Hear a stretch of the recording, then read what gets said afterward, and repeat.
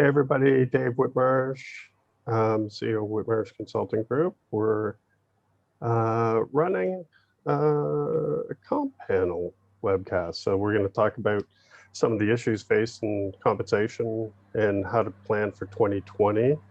I've been in the space for almost 22 years, and I can tell you that I don't think I've seen anything drastic as what's happened over the last couple of years and how it might impact your compensation planning trends, what to look for. So I have a few experts that are going to help us out here. So Bethany. So Bethany is the CEO of Compass. And Bethany, if you want, you can give us some details here about yourself and your company and your background. Sure. Thanks for having me, David. Compass is, we're about we're 5 years old officially today. We are a smallish company, technology company. We build what my marketing team calls our compensation intelligence platform. But in practice, what that means is that we just want to help companies be amazing at how you pay people. So our platform helps you with information all the way from what we do for analytics, insights, all the way through to our merit cycle process, Compass Rewards, which is an extraordinary product that helps companies run their merit cycles end-to-end painlessly and getting lots of sleep and not having to stay up all night dealing with a bunch of extra stresses. So I'm really happy to be here with the other panelists. Cool. And Klaus?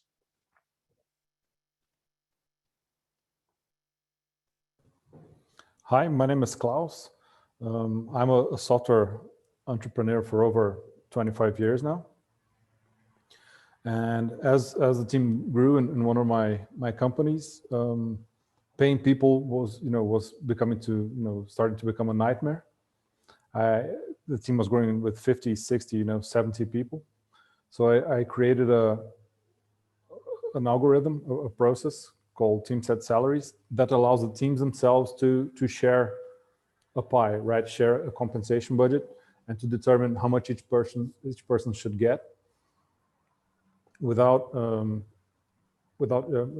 making the pie greater, right? Without giving everyone raises. So they can share it in a fair and collaborative way. And this increases the perception of fairness and transparency in the process. Perfect. And Courtney? Hi, everyone. I'm Courtney. I'm the Director of Research here at Equilar. Equilar is a corporate leadership data firm where we track data on executives and directors. We've been around since 2000, where we mainly track executive compensation and corporate governance trends.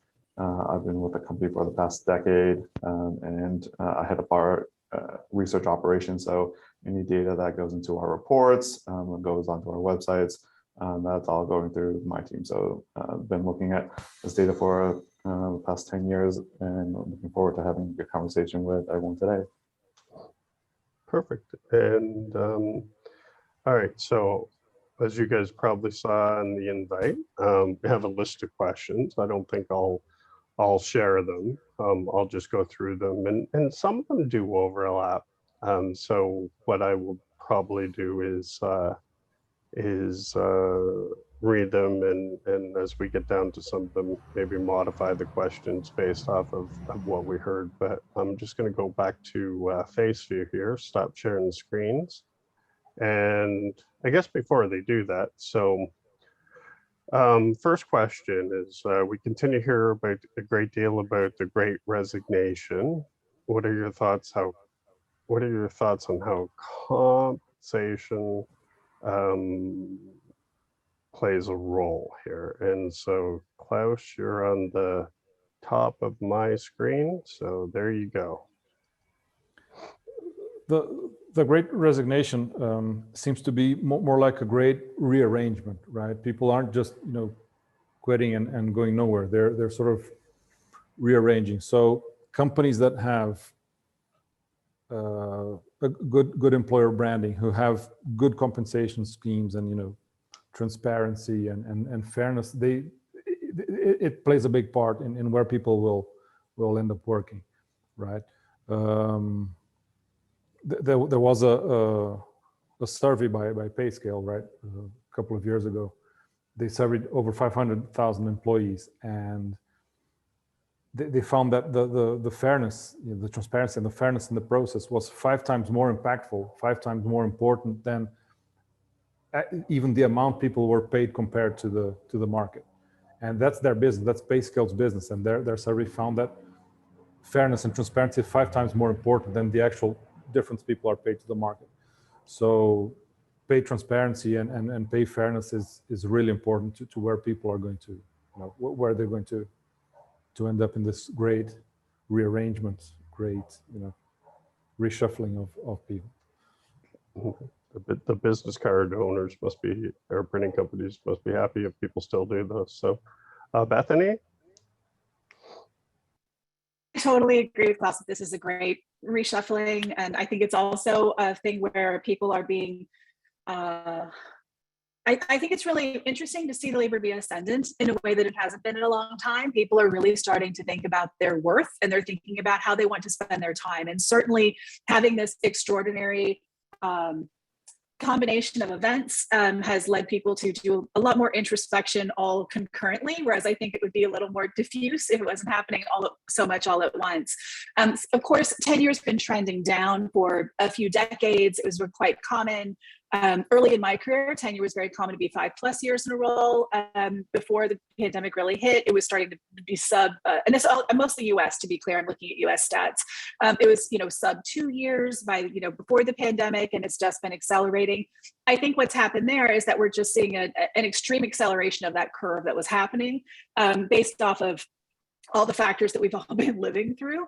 That said, when it comes to thinking about compensation as part of this, there's a few things that are incredibly important for people who basically compensation is one of the most fundamental ways that people do feel recognized in organizations. And recognition is one of the primary reasons why somebody leaves. Now they couch that with, I'm leaving my manager, or I'm leaving, this situation or this project. But fundamentally, it comes down to an absence of recognition. Compensation isn't enough to keep people, but it is absolutely enough to lose people, and it's enough to lose their trust. So, and it's very, very difficult to rebuild that. Thinking about how you're going to be consistent, thoughtful, and communicate on multiple channels about how you approach your compensation philosophy and how you apply it in a consistent manner ends up being even more important to most, again, going back to that 2017 pay scale study, which I think is a really great one. It demonstrated that people really care a lot about the feeling of fairness, and that is more important to them, that they feel that if you're paid fairly and you see consistent pay practices, that implies other fairness and other factors throughout the organization that make it the kind of place that you want to be, which increases employee loyalty. Great. And Courtney? Even before the pandemic, people were leaving other jobs or were leaving for other jobs because of compensation reasons.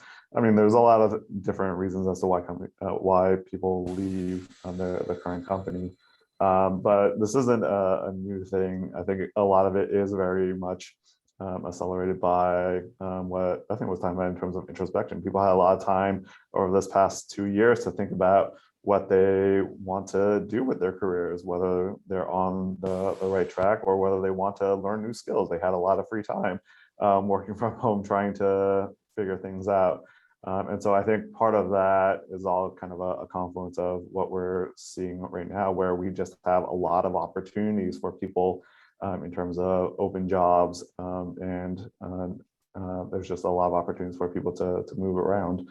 The conference board is about to put out a survey where they're projecting that wages as a percent of companies' budgets is going to be the highest that it's been since 2008. So there's definitely a lot of kind of money opportunities out there that people are just taking advantage of.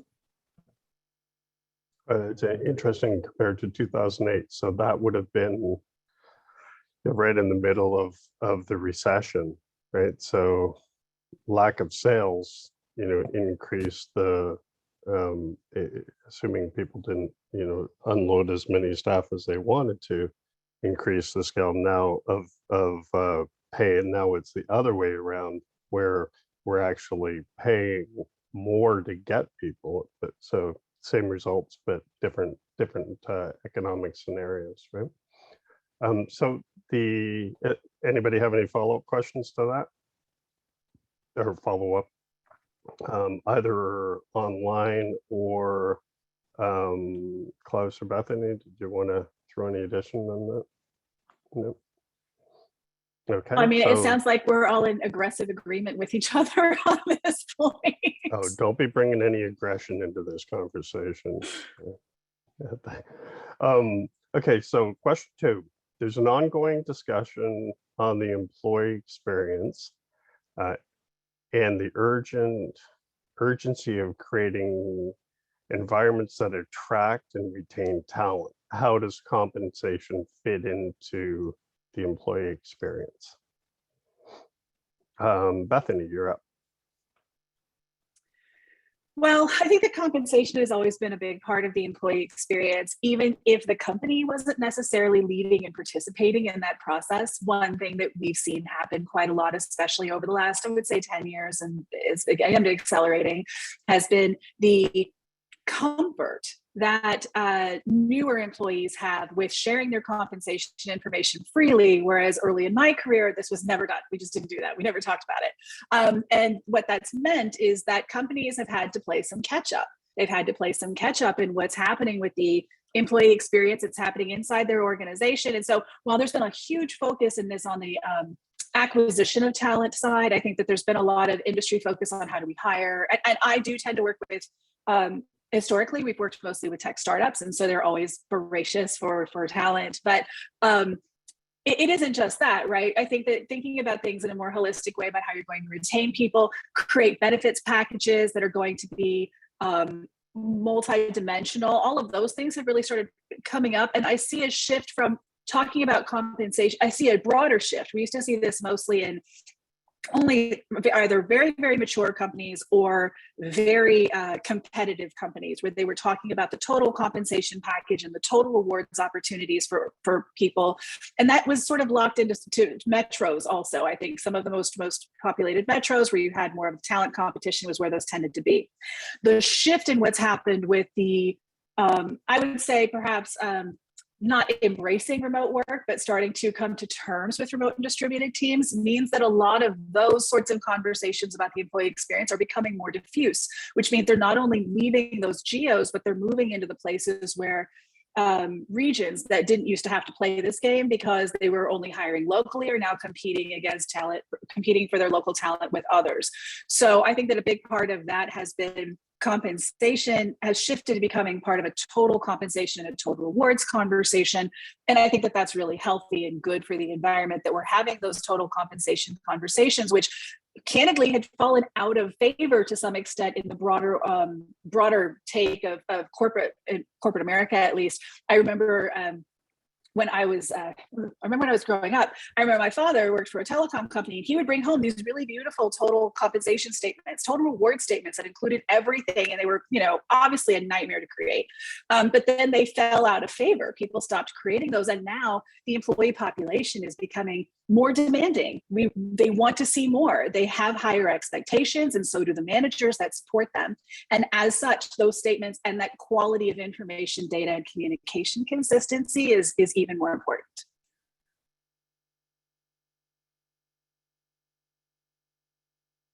Sorry, David, you're on mute. Oh, my fault. I feel like my mother. Courtney, you're up. Sure. So to Bethany's point, in terms of total rewards or total compensation, I think we all understand the meaning and the impact of direct compensation, but indirect compensation, those benefits and those perks that you get, I think are also play such a key role. I'm biased a little bit by being here in the Silicon Valley and surrounded by all these large tech companies. But just the little things like having a small budget for office equipment now that everyone is working from home, having doing gift boxes, monthly gift boxes to employees, that they can have shared experiences. Things like that are just kind of a new way to kind of create employee engagement and keep everyone connected in a time where we aren't getting a whole lot of face-to-face. Everything is over Zoom, and I'll be one of the many that say Zoom fatigue is a thing. Having to do everything over Zoom, having everything done digitally gets a little bit tiresome. Sometimes it's nice to just be able to get a face-to-face, but in the absence of that, just being able to create shared experiences that people can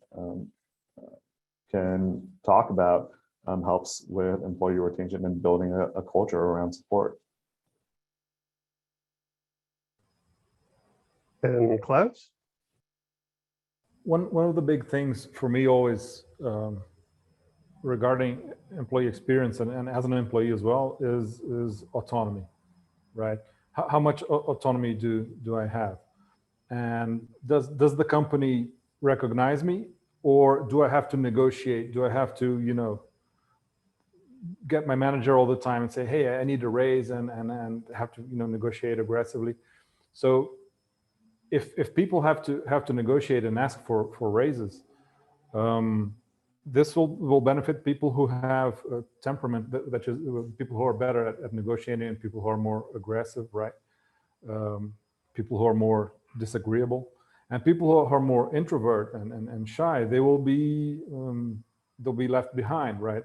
They might even leave the company and before they ask for a raise. So it's really important that the company be able to recognize people and give people raises, even if they are not, actively having to negotiate and be aggressive all the time. That's I think one of the key things in employee experiences. The company recognizes me even if I don't, force them to. Yeah, that's an interesting point. There is a local car dealership. Actually, a gentleman, he owned 2 car dealers, and they were both Fords, and he decided that he was going to put sticker prices on one of his dealerships. So there's no negotiation on your car. This is the price you pay. And the other dealership kept the traditional model. Well, I don't know what the long-term study of it was, but in the first year, he had significant, I think it was upwards of 20% growth from the company that had the sticker price, because there's a certain amount of people that just dread having to do those negotiations, right? And even haggling, right? It's like haggling. It's exhausting if you're not used to it, and so, but that doesn't mean that the resentment's not there if you don't if you don't offer those things and you expect them to come to you and ask for them, then they're just going to be more resentful. Those employees are, as they find out that their coworkers are getting raises or bonuses, right? So really have to be very mindful of the entire experience. So before I go to the question, Bethany, I see that you unmuted. Jump on. I mean, this is so much more than an individual experience issue, right? This is absolutely one of the key ways that DEI challenges around pay equity in particular and mobility happen inside organizations all the time.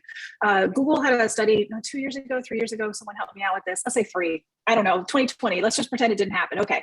So where they shifted their model on how they were actually, you had to change. They had a model originally, if I remember correctly, where in order to be up for promotion, you had to put yourself up for promotion. And as such, there weren't very many women who were putting themselves up for promotion. When they shifted to where the manager could put you up for promotion and recognize you and advocate for you in that situation, the number of women going through the promotion process went up significantly. We have this problem not just with, standard the ones we talk about all the time, the binary gender conversations. Women are penalized for negotiating. Even when we do negotiate, we are explicitly penalized by both men and women. So there are a lot of cultural challenges around that, which is why it is so key that as any organization, when you're looking at how you're paying people, looking at things like how they're tracking against your intention. How are people tracking against the range where they are? How are they tracking against their peers with approximately the same tenure? And what does your mobility look like? Do you have mobility inside your organization at different rates, depending on, say, some of the intersectional demographics of the individuals involved? If white dudes get promotions a lot faster than other people inside the organization, it's worth doing a little bit of digging and understanding why. And it's a complex problem. It's not just around comp, it's around opportunity for being able to demonstrate your work. It's about all of these other processes like Klaus was talking about, how you have to present yourself and promote yourself internally. And those things, going back, popping the stack one to the question we originally had, are just made more challenging by the things we see with the significant shifting around of talent and the distribution of people, where you have more companies who have not been born remote having to learn how to embrace that, which requires a whole new set of management skills. You're awesome, Bethany. So question 3. So what were some of the impacts on compensation due to COVID and its impact on compensation plans and short-term, long-term incentives? Courtney, you're up. So at least on the senior level, there were 2 major trends that I think we saw. One was many senior leaders temporarily reduced or eliminated salaries and bonuses as a way to kind of preserve cash in a time of great uncertainty. The bigger component is the short and the long-term incentives, where for many companies, the financial targets that they initially set out were kind of blown up. They were no longer viable, or at least in the foreseeable future, there was just no way to kind of hit them. So what a lot of companies did was they kind of made adjustments to incentive plans that were kind of already ongoing, so that they could at least preserve the achievements that were already made, and show recognition that this kind of large external factor that nobody had much of a control on didn't affect bonuses as much. In terms of setting new goals, that was certainly difficult, since no one knew when the pandemic would really end, or you can make the case that it's still ongoing. And so what a lot of companies did was they switched to different metrics that they used. Instead of using ones that were absolute metrics, and they use relative metrics, because you can't predict a certain target to meet. You can at least try and beat out your competition as much as possible. The other way is just qualitative metrics, switching focus to building out management pipelines, to solidifying the culture around your company, things that aren't necessarily measurable on a quantitative scale, but things that still go to improving employee retention, company growth, things like that.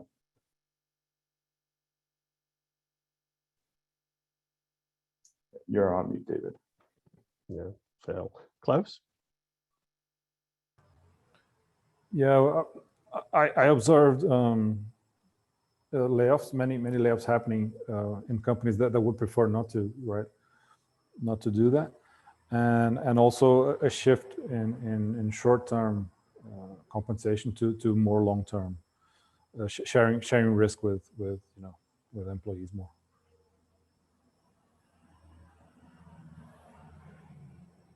Bethany? So what we saw right up front was some of the things that Courtney talked about. We did see a hard introspection and reckoning. We saw, in particular, sales and customer success teams just get sliced, just like absolutely shrank down. They were just squished out. We also saw some HR teams start to get squished out. With I think all of these ended up being regretted choices over the longer term as things did not stay as, I think we sort of adjusted from a corporate perspective. I think the corporate gestalt really adjusted more quickly to the ambiguity of things, and so things were not ossified. Now, one thing that we also saw at Compass very specifically is because we build the best merit product, best merit cycle product in the market. And so the first thing we saw is a whole bunch of companies come out and say, we're not doing merit cycles this year, which was pretty awful from our perspective, though I understood why they did that. And certainly when Facebook and Google both came out and said, we're not doing perf cycles this year, we're just going to do some flat raises. That was a big surprise, and a lot of people followed that. That said, what that led to now is one, it's very, very difficult to hire great salespeople now. It's very, very difficult to hire very good customer success people. I've never seen the competition for any role like I see for HR, and particularly comp and total rewards, all of which were organizations that got sliced early. The other thing that we're seeing is in our organization with our customers, we're seeing companies come back to where they're shifting, not as much on stock. As Courtney and Klaus both noticed, there were some layoffs where people would then get maybe a stock grant or some equivalent unit in order to sort of say, but we still love you, please stay. Those seem to be normalizing, coming back to something that's a bit more normal. The competition for cash is significant right now. Cash compensation, the way that they communicate that blended compensation is even more critical right now for the employees that you have than it is for, I think, for the employees that you want to hire. I think that it's just been ferocious competition. So we just saw a huge bounce, basically. Anybody want to add to that? So I was just going to say, and from the work at home aspect of COVID, how did the compensation departments have to juggle around to deal with things like offices, like equipment? What sort of best practices did you guys see in instances like that could help? So I'll go to Courtney on that. Sure. I think it really just depended on the company's budget and being able to factor that in. Some are cash heavy and are able to give either allowances or budgets, or just kind of outright pay for different equipments themselves. Others that weren't so lucky just kind of had to do with what equipment they already have. That might not have been equivalent to what they get in the office, but everyone really just tried their best and make do in terms of what they had. Any Klaus, did you see any trends there? Yeah, so I saw companies sending equipment to people's houses. People chairs and computers and machines they had at the office to people's houses. Offices closing down drastically, and these cuts in expenses went to allowances for people to buy their equipment at home. That was really nice. And Bethel? So in addition to the things that Courtney and Klaus noted about people basically doing stipends or one-time setups as much as they could afford to, and certainly there was just a great outflow of monitors from offices where people were taking them home to have a second monitor on their desk. We saw companies, and continue to see companies, sort of wrestling with what's the right thing to do for the remote and distributed compensation overall. Initially, people sort of stayed close-ish to the office where they could come in, assuming that eventually people would come back. And the outflow of employees throughout geographically throughout all sorts of different geos has been a complicated thing for companies to have to navigate, both from compensation philosophy, how do you pay people in different regions, all the way through, can we even legally have an employee where you have moved and not told us you moved to? So some of those issues have been challenging. PEOs have done really, really well during this time, I think, as people who might have been looking to graduate from a PEO onto maybe a different hosted platform found that the PEO was going to take care of a lot of stuff for them that they didn't want to have to deal with. And so PEOs, I think, have been able to grow larger larger in the traditional employee population that they're managing, just to be able to handle all of the challenges with compliance in different regions. There hasn't been one settled answer for how companies have approached the remote comp. There's like 3 versions of it. There hasn't just sort of been one version that's one. And as Courtney noted, it's depended a lot on the culture of the company, how much cash they have, whether they're focused on growth over retention or the other way around. There's just a lot of different factors. Well, you brought up a really interesting problem, right? So, imagine you have somebody that's in New York City and that works on Wall Street and now works from home, and they decide that they want to move to Oklahoma to be with their parents, in this town they grew up.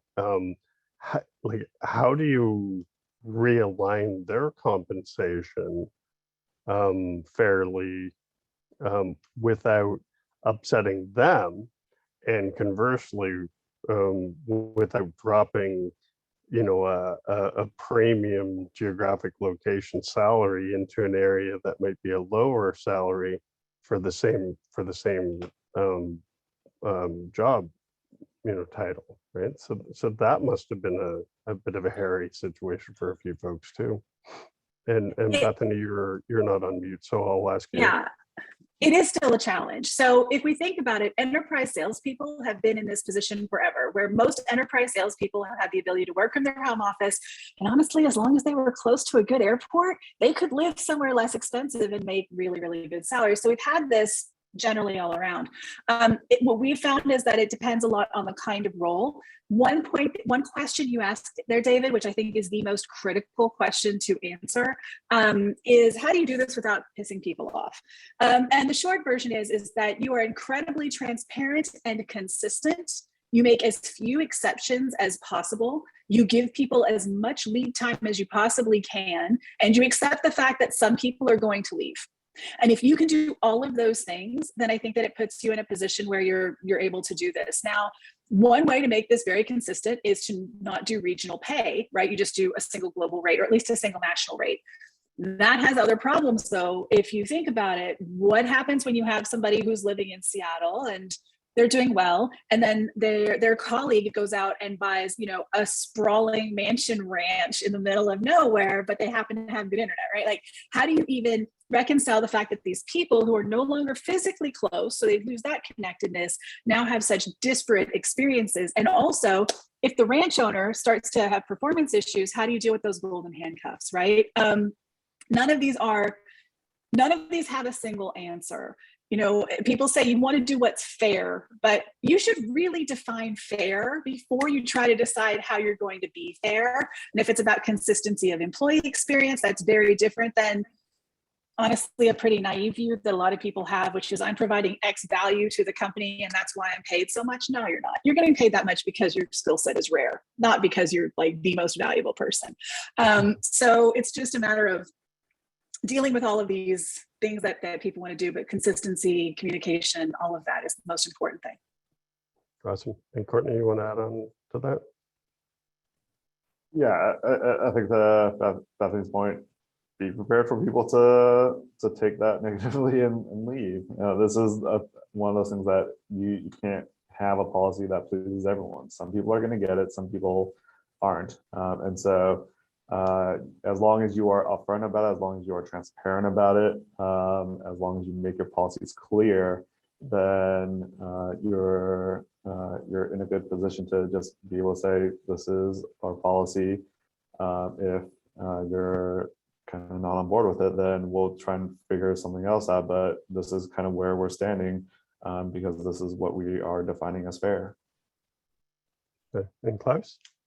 Yeah, one trend I'm seeing is companies removing differences for geo. They're sort of leveling the field, and if people live in the city, they'll have maybe live in a smaller place. If they live in the countryside, they'll live better in a bigger place. But companies are not trying to compensate for that as much. And by the way, I am dropping the questions into the chat though, just in case you're having problems following along. So Um, so the next question is, what ongoing impact do you see as it relates to DEI and ESG in terms of compensation? I think I might have lost my place, but we'll go with Courtney. Sure. So in terms of senior compensation, senior leadership compensation, we see a lot of companies kind of adopting or starting to introduce DEI and ESG metrics into their compensation plans.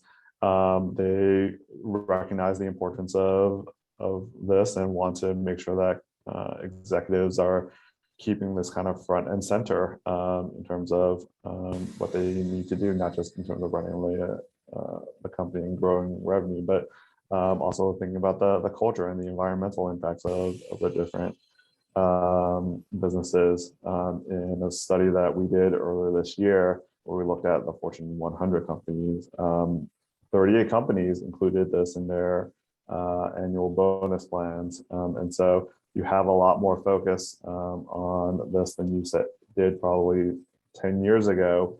And so ESG is definitely one of those. It's a trend that's been there for the past several years. I think DEI has been a bigger spotlight over these past few years, especially what happened over 2020, where we saw a lot more social upheaval in terms of racial justice, racial justice and inequalities. And so you have things like the California boardroom diversity quota laws. You have NASDAQ coming out with new listing requirements in terms of disclosing boardroom diversity. All this is going to eventually make its way to the management team. And so having diverse pipelines to management, growing out your corporate leadership, all of those things are going to continue to take more and more prominence. And close. So one of the biggest Achilles heels in comp is deciding which people is in each pay grade, right? You necessarily have to do this. Necessarily is a subjective step. If you have a multidisciplinary team, a diverse team, a collaborative team, there is no objective way to know how much each person should get. It always has to be either a manager or a group, a small committee. Someone has to make this subjective decision of deciding, right? So biases come into play, and the tool, right? Percival, the tool I created, allows the teams themselves to decide their own salaries, to share these salaries collaboratively. So if you hire a diverse team, right, and you don't give them a voice, if you decide for them what their salary is going to be, how much of a slice of a pie each person is going to get, there's no much use in hiring, a diverse team. Ideally, you have a diverse team and you have to give them voice. You have to empower them. You have to give them autonomy. So Percival allows them to express this diversity and decide their salaries for themselves, instead of having a removed committee, a closed door calibration session somewhere deciding how much everyone is going to make. Bethany? So the position that we're in, the companies, the way we work with companies, we work basically with the broader population. Courtney, I think you focus mostly on leadership. So of course you're going to see this in a different way. I love that you're seeing DEI metrics and ESG metrics for their plans. It's amazing. We don't really see that where we are, not just because of the work that we do. So ESG goals for the organization are great, but I'm not going to see them directly translated down into the employee population.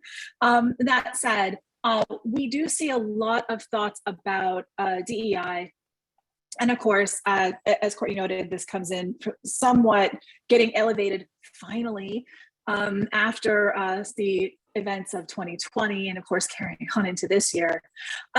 What we do see is that companies are starting to be a lot more thoughtful and practical about how they want to consider when they might have opportunities for pay and equity, and they are finally starting to think about it more than just at the moment they hire people. Now, Klaus makes a really good point. When you're leveling someone into a role, that is the classic time when somebody is potentially going to get undervalued in some way. And so we are very fortunate in that the tool sets that we have, especially on the merit process, help companies understand two of the three main times that you mess up pay equity. You mess it up when you hire, mess it up when you promote, and you mess it up when managers get involved and start doing comp recommendations, especially during the merit cycle. And we help with the latter too. What I love is how excited people are about seeing this in a more intersectional way. We're finally moving past this idea of simple binary gender as the only comparison that people are looking at. People are interested in doing explorations about different populations inside their organization, and they're not thinking basically they're not only thinking women first, which always actually means white women first. They're starting to think about this in a much more holistic way, and they're very interested in ways that they can be more supportive and consistent in how they're compensating their employee populations. Cool. If anybody has any add-ons, feel free to jump in. If not, I'll go to the next question. So the next question, what are the top concerns that you hear from your customers? And I think we're on to Bethany, aren't we? Sure. Let's see, top concerns we hear from our customers. Yeah, I'll tell you the number one concern I hear from our customers. Now that I'm saying this for a second, the number one concern we're hearing from our customers is that the extraordinary competition for HR and total rewards talent is putting companies in a position. Now, this is all talent, right? All talent, everybody's very interested in that. But if you look at what's happening with HR, total rewards, talent, compensation talent, it is so ferociously competitive for them that we're often seeing in our long-term relationships with companies, basically 3 whole turnovers in the time we've been working with a company and the team that's actually supporting the compensation. So they're thinking a lot about things like helping people be more successful, helping them be more strategic, helping them with that retention, and then also continuity of experience because the whole team's flipping over on a much more frequent basis. Candidly, I would say if I have to pick the number one thing that's feeling a bit insurmountable at this moment to some of the companies that I meet with, that's definitely a big key one. Cool. And Courtney? I think to kind of go back to a point that we were talking about before, a big concern for a lot of our clients are how do you design short-term and long-term incentives in this environment where we're still feeling some effects of the pandemic. We still see a lot of uncertainty.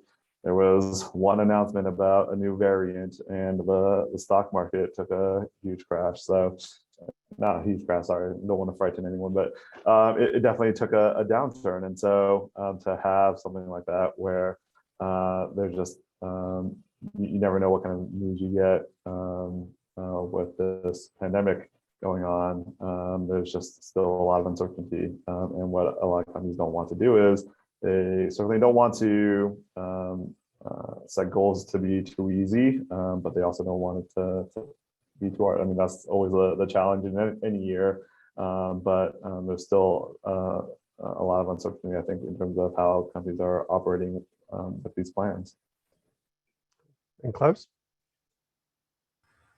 The main concern is with performance reviews, right? No one likes performance reviews. People hate performance reviews. You know, done every year. It's stressful. And you know, like 5-7 years ago, it was a trend for companies to throw the baby out with the bathwater, right? They were suggesting to abolish performance reviews altogether. But since then, they've come back because they have nothing to base, you know, promotions and pay raises on. So of course, you need to have, you know, more frequent feedback. You need to have one-on-ones. You need to separate performance review from compensation, stuff like that. But you still have to have a basis for defining, you know, how much does each person deserve, right? It's like a school project. It's easy to give teams goals, right? OKRs for teams and stuff like that. But if you work with individual OKRs and collaborative team, you kill teamwork. So although you give goals to teams, you still have to individually know how much each person has contributed. And it's like a school project. The teacher will assign a project, and the teacher doesn't know in the end, who did, like, to 5 kids. We all know, right? 1 or 2 kids do the work, and the other 3, they just put their name on the cover, right? The teacher might not know, but the kids, they do know. So exactly how much each person has contributed. So some of our customers used to spend 22 hours each performance cycle, like every quarter, spending 3 working days just doing calibration, and it's just too much. It's And when you say calibrations, you mean just because when they go through the process, everybody gets a 4 or 5 star, but there's Exactly. not enough money to for traditional 360 reviews, right? Peers will review each other, and you get this inflation effect in the reviews. It becomes a political process, right? I'll give you a good review so that you can give me a good review. No one wants to be the bad guy to say, oh, Bethany didn't do well this quarter, and Courtney, he has to improve this and that, and David, he was bad as well. No one wants to be that person, right? So everyone gets like a good grade, and then there isn't enough, you can't give promotions to everyone. So you need to do, rank and yank, you do the forced curve. Managers have to come in and moderate and compensate. So they have to come in doing the calibration phase. And, they simply are, in the end, they simply arbitrate people's pay grades, right? They hopefully use these reviews as input, but in the end, they're subjectively arbitrating people's pay grades. So with Percival, right, my tool, the team can actually decide and cut these, management interventions to none, if you like. And Bethany? Sorry, I got very distracted on that whole conversation. David, remind me what the question is. That's how it was. Oh no, we started. I did that one, right? You're good to go. I was like, what? I think, did we get another question? And I just got rapturously lost. No, okay, all right. You're all good, right? Okay, so the next.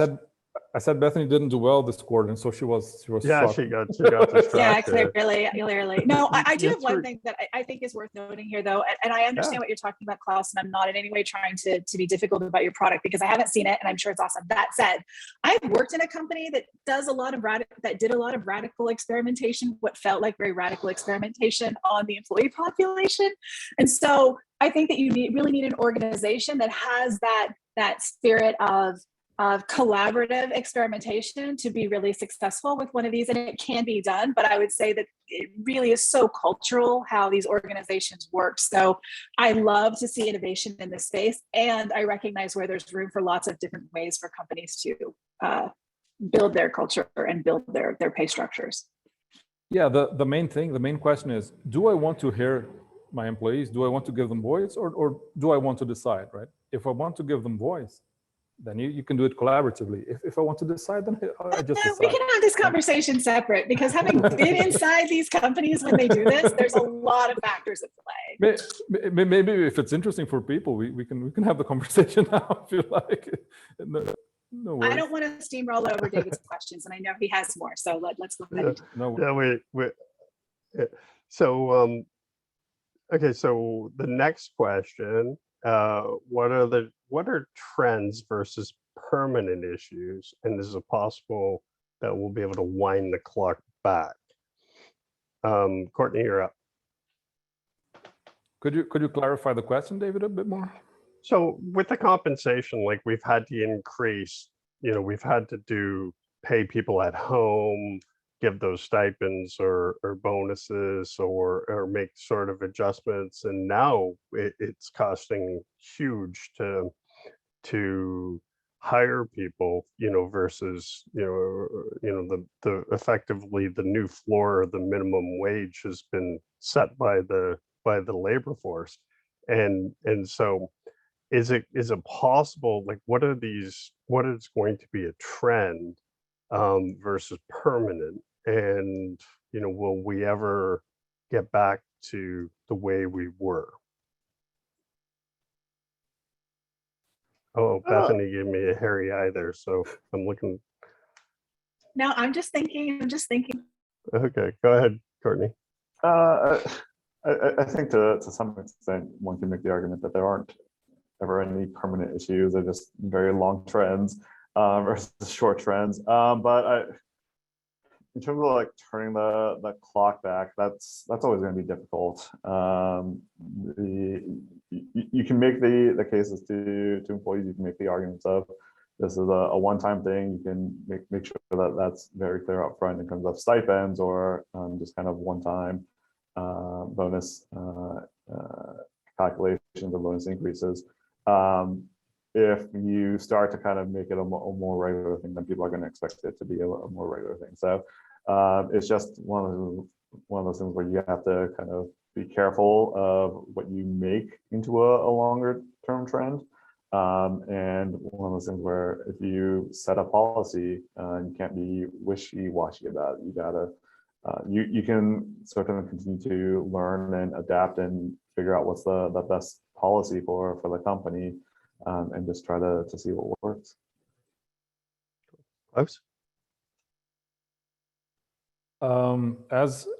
As we improve, right, with technology and get more productive economically, we get a lot of richness, a lot of money accumulating with certain companies, certain people, and this money is being used to explore new business models, right? So a lot of investment in new companies and startups, and these companies, they have like money to burn, right? It's okay if they fail. You know, these investors are sort of, they invest in 10, 20 companies. I hope that one of them will be successful. So in the tech sector, where I'm more, I'm more into the tech sector, you have developers like mid-range and senior developers getting $100,000, $170,000 a year, right? And I don't know if it's going to be reversible. If so something big has to happen to reverse this trend, either something catastrophic or something really good, really different has to happen. But I don't see it changing in the near future. So well, I can tell you from an overall. Sorry, go ahead. Finish up, please. Yeah. I think this is something that is gonna remain, right? It's not a trend, a fad that's gonna people in the tech sector are going to be in demand for quite some time, I believe. Okay, so one of the things that I've noticed from covering all of HR is that a lot of people are actually, rather than paying that certain fee or certain wage, that they're hoping, if they have a big project, they're outsourcing some of it or hiring people on contract, hoping that this craze is over and then they'll be able to hire full-time staff in there. So that's a trend that I'm seeing. So Bethany, you're up on either my comment or the question. I 100% believe you that people are hoping for that. I think it's going to really depend on the industry segment. Of course, everything is so dependent on industry trends, what's ascendant, what's not. And I think that we the three of us tend to represent tech companies in many ways in our experience with them. And of course, the economy is so much broader than that. So I would be hesitant to say that the trends that we see in tech companies are going to be universally applied. That said, there are a few things I think that won't get wound back. I'm going to push back on one thing you said though, David, which is the new minimum wage being set, somewhat higher by the smallest amount. There hasn't been a federal minimum wage change since 2009. Right? The cost of what it has taken to live has gone up so much faster, especially looking at housing costs. We are finally on the verge of a correction that needed to happen for a long time in that balance between the cost of things and how much reasonably someone could bring together. And I think we're going to have several incremental steps with that, and probably some steps back and then some steps forward, because if you look, as Courtney said, over the long term of these trends, it just tends to be something where you hitch up and then you pitch back down. Things that I don't think will wind back very easily, but will wind back in certain sectors, are going to be remote distributed work for certain roles. I think that In particular, you're going to have a bunch of roles that people thought you needed to have everybody in one place, but with some improvements in technology combined with improvements in the discipline of learning how to be a successful team that's remote and distributed, I think we're going to have more of them. That said, a lot of people are going to get called back in the office too. We're just going to have a lot more kinds of work that people can do instead of it always defaulting to in the office, and people will gravitate to the work that is available to them and is the one that makes it so that they feel that they're able to be most successful and manage their life the way that they need to. All right, so we're going to press on you. Oh, sorry, go ahead, Klaus. Yeah, I'm hoping to see how self-driving cars and flying cars are going to make the mix more complex. It'll be interesting. People living close to cities. Yeah, self-driving cars, which are around here quite a lot, make me really glad I work from home right now. I'm looking forward to it not doing that. All right, so the last question, bonus and merit pay. What place does it have in this market? And we're on to Klaus. So sometimes it's easy to determine individual goals, right? But oftentimes it isn't. And as work becomes more complex, knowledge work, it becomes really difficult to have objective. I spoke about this before, right? To have objective measurements of how much how well someone did. So you need the team to decide, and you need to have peer appraisals to decide how well each person did in a team. It's impossible to have an objective measurement. So I find this is a way that companies are finding to share risk with employees. The downside is when we have like 2020, we have a troublesome year, then all these rules, people are not meeting their bonuses. So companies try and change the rules and change how they work to actually give people a bit more. Because if they simply follow the rules that were happening, no one will get much of a bonus or merit pay, right? But yeah, to me, the interesting problem is how to do merit pay when you have a collaborative, multidisciplinary team. That's where I focus. And Bethany? I have to leave and go to another call, so I will very, very quickly say, the first thing that I see happening is that very wisely, some companies are not committing to the larger salary bands because they aren't sure from a matter of policy they want to do that. Courtney noted that if you do policy, you need to be ready to stick with it. So we're seeing people that's translating into the larger sign-on bonus. However, people are becoming much more savvy and they're catching on to that. And they're looking at, okay, well, I want to roll this into my regular comp. So there is a little more push and pull there. I would also say that while bonuses are challenging to calculate, what we do see, of course, is you see, if you're looking at variable pay generally, what we're starting to see is way more on the spiff side, way more on the sales staff friendly compensation packages that are happening for those sorts of employees, and also more participation inside potential bonus programs similar to the pay performance plans that are from a long time ago Google, and then all the children of Google like Facebook and all of the other companies and how they built their stock plans or comp plans. And it's been delightful talking with you all today, but I do have to run to another call. So nice to meet you all. I do have a slide up with your contact information. So thanks for helping us Thank out you. here, Beth. Bye, everybody. Bye. Bye-bye. And Courtney. Yeah, I think similar to kind of before the pandemic, I mean, bonus and merit pay are always a large factor when it comes to compensation, especially where it existed once before, and then in 2020 it either got suspended or it got reduced in many ways. People are looking to bring that back, whether that's in the form that it was before, whether companies are taking this opportunity to try out new things or change up their plans. This is kind of a time for a lot of people to experiment in terms of what they can do to motivate employees. Sometimes you kind of stuck with the old model because that's what you've been doing all this time, but now that a lot of companies and a lot of individuals have a lot more time to think about things, you can try and reconfigure bonus plans to bring in new metrics to motivate employees in different ways. And so I think that's where a lot of companies are trying to figure out what to do here, because they have a great opportunity to change things up. Just out of curiosity, Courtney, do you happen to know in your research what percentage of, or I don't know how you factor it, whether it's percentage of salary or percentage of company revenue, but what companies typically spend on bonus pay or merit pay? Yeah, so that's going to vary a lot by company. Typically what we see at the senior level, at least, bonuses as a percentage of salary are usually somewhere in the 70 to 100% range. Obviously, if you're a CEO, it's going to be closer to 100%, and more at the VP level, you're kind of down there. But it really just depends on how much cash you have, because that's the payout for all these bonuses.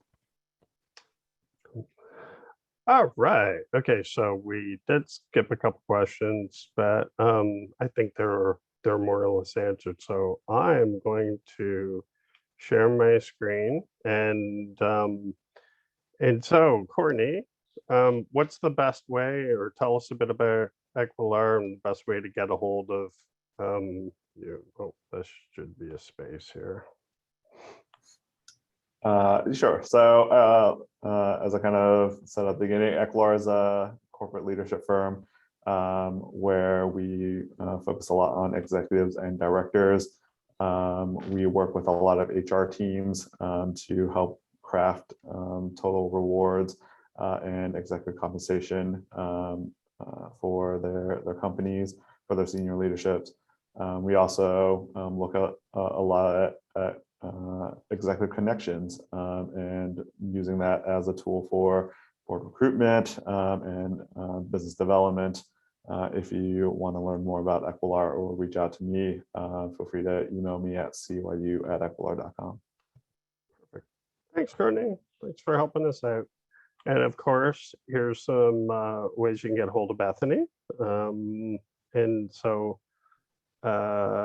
Bethany is an engineer by trade. She has helps people with the comp modeling process, typical mid-sized to enterprise companies, and would definitely love to talk to you if you're looking for some assistance. And Klaus, tell us a bit about what you guys are up to, and have your contact information there, connect with you via Calendly. Yep, Calendly will work well. You can also connect to me on LinkedIn. That works well too. Percival is the only tool that will allow a team to share a pie, right? Other than having everyone in a room discussing, and you guys only leave the room when you have decided how much each person should get out of the pie. You can't do that if the team grows with 10, 20, 30, 60 people. And Percival is the only tool that will allow a team to fairly share a pie, a compensation pie, or performance reviews in a collaborative and transparent way. I'll be glad to demo the tool if anyone wants to contact me. You can have a trial there at percival.live, or you can schedule a demo and we can discuss about how it can work in your teams, how you should start, things like that. Perfect. All right. Thanks, everybody. Thanks, everybody, for attending. Thanks for the panelists' time. And thank you, David. There will be a recording. You'll get information how to reach out to these folks. It'll be coming out to you shortly. All right. Thanks, guys. Have a good day. Nice to meet you, Courtney. Bye-bye, David. Bye. See you.